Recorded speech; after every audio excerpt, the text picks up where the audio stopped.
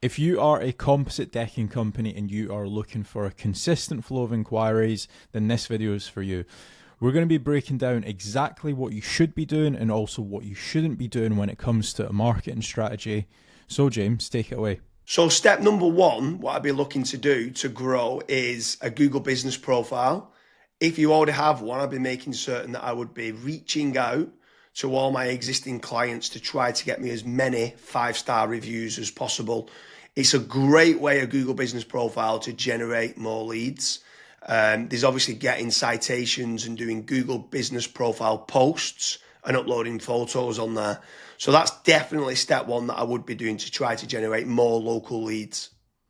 So step number two, this is kind of to bolster on to your actual Google business profile, is I would be creating dedicated service pages for each of your individual services as SEO optimized pages on your website.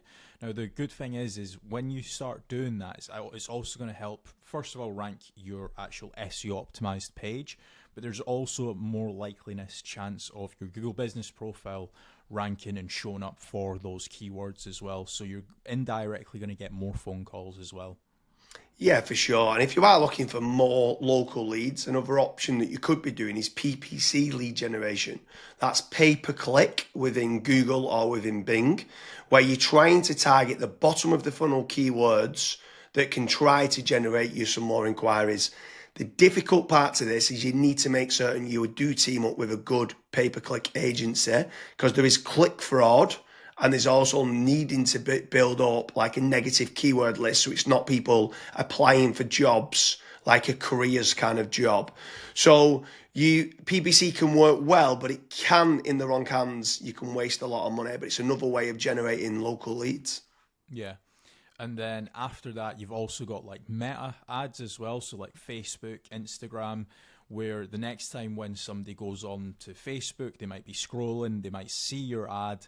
Now, there's a few different ways that you can set up Facebook ads. You've obviously got option A, which is like lead forms, which is like really easy to do. They don't even leave the Facebook platform, like they never click onto your actual website. Now, the issue with lead forms is that the quality might not be great, but you can obviously add more questions in to try and up that quality of the actual lead.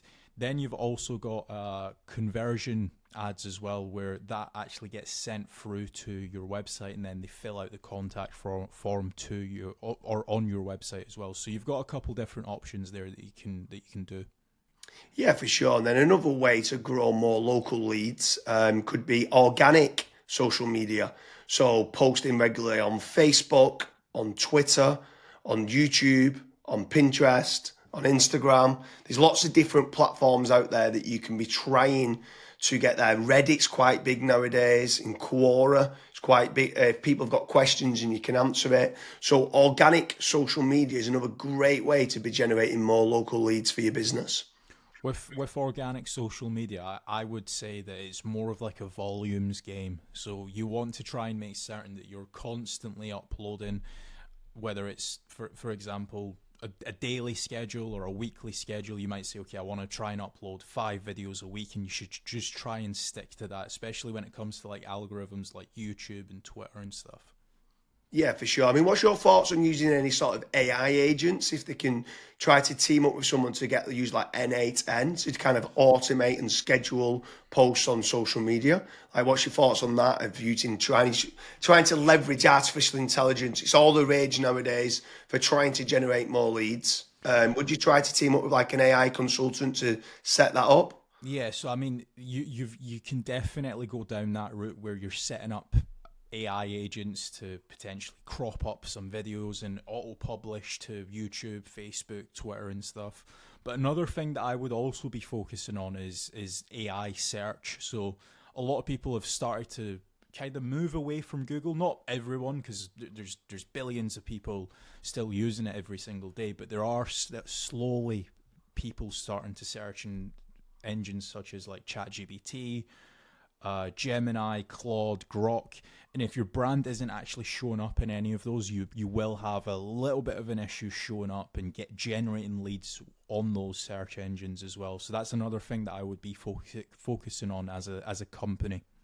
Yeah, and also if you're looking for more business leads in the local area, something else that I would definitely be looking to do is team up with some of the tradespeople websites. So you've got certain ones like Checker Trade, you've got Bark, you've got Builder, you've got Trust a Trader, you've got Rated People. All these different platforms can generate you more local leads. What I would say is making certain you're tracking your KPIs to see what return on investment that you're getting. You should be tracking not only the cost per lead, but the cost per acquisition and how much is that getting you on a return on investment.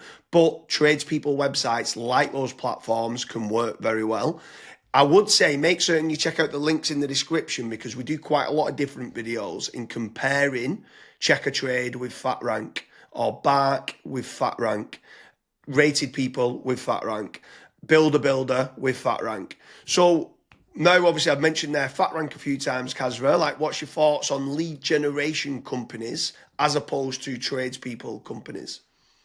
Yeah, so with lead generation companies, I would almost say that every single lead generation company, you want to try and do your due diligence. So make certain that if you are in a specific niche, that lead generation company has actually generated leads in that industry before. I would also maybe even have like a strategy call with them and say like, okay, this is my budget, this is how many leads I ideally want, etc. To make certain that if your actual KPIs do align with that lead generation company, you also want to make certain that what type of leads are they? Are they exclusive leads? Are the leads only going through to yourself? Or are they, for example, shared leads, which that's what a lot of other lead generation tools and lead generation companies do. Like, for example, Bark and Check a Trade and stuff. Whenever myself and James have spoke to company owners that have used those services, that's one of their biggest pain points where they say, yeah, it's a shared lead and it's kind of a rat race down to the bottom of who's the cheapest, basically. So that's a couple things that I would be asking lead generation companies before partnering up with them.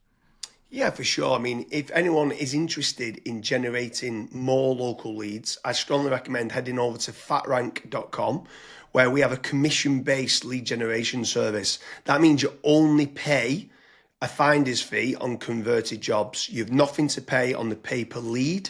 You have nothing to pay until you get paid, until you convert that job on a pay per sale basis and you've completed the job and been paid. That's when you only have to pay fatrank.com. So head on over to fatrank.com to see whether you qualify. But I want to kind of expand a little bit further, right? So what is your thoughts on inbound lead generation versus outbound lead generation?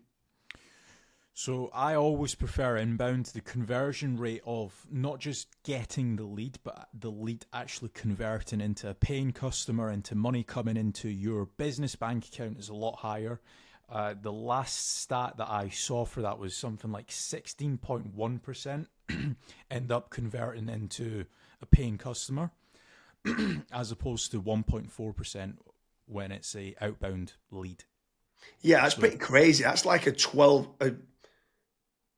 But yeah, it's 12 times more conversion. Yeah, Like, it's exactly. crazy how much more conversion that is. You need to do a lot of volume for kind of outbound, whether it's cold calling or cold email or like LinkedIn Sales Navigator and stuff like that. And sometimes you just need a lot more staff to do it as well. And people sometimes don't. They're looking at the cost going, I want to generate 3 leads. And they're like they think they're generating 3 leads, but they still cost of like the email sending, still cost of then the sales team try to convert them and stuff like that. So yeah, I completely agree with you that inbound leads is so much better than kind of outbound leads. But then what's your thoughts then on some people ask the question that come through that want local leads and then they talk about, are these real-time leads? Like, is real-time leads very important to get? So as soon as they inquire, it comes through to you straight away. Yeah, it's very important. I think the last stat that obviously we this was internally that we saw was if you are able to get a real time lead, it converts 60% higher than was it 60 or 65%? 60, I think like 63% higher. Right. And when we got the KPIs down, it was like trying to respond in under a minute. And it was like, what? We used to think Yeah. 5 minutes was good, and then when people responding under a minute, so inquiry comes in, can you either ring them or email them back saying thanks a lot for the inquiry and then getting more information? Yeah, it was Yeah, so pretty. I mean, I'm not saying that every company needs to respond in under a minute. But there are certain things that we obviously look at FatRank when we're looking to partner up with businesses. That's one of the things that a lot of businesses they kind of fall short on, where they might be away for 5 days on holiday and they don't have somebody to pick up the leads, and we're still providing the leads. So there's all these little different nuances that we look at when we are partnering up with companies. But the best thing that I would recommend to anyone that's looking to scale their business, that's looking to get a consistent flow of and high quality leads, is just fill out the form at FatRank. The team will tell you if you're the right fit or if you're not, and we'll also tell you and give you feedback why you're not the right fit and what you should do as your next steps. So I hope you like all the different lead generation strategies for a composite decking company. If you are a composite decking company and you are looking for more leads, make sure you're heading over to fatrank.com, and hopefully the team will start to be able to generate you more leads for composite decking. It could be for installation, repairs, maintenance, up and down the country within the UK. But yeah, we're able to generate you more composite decking leads.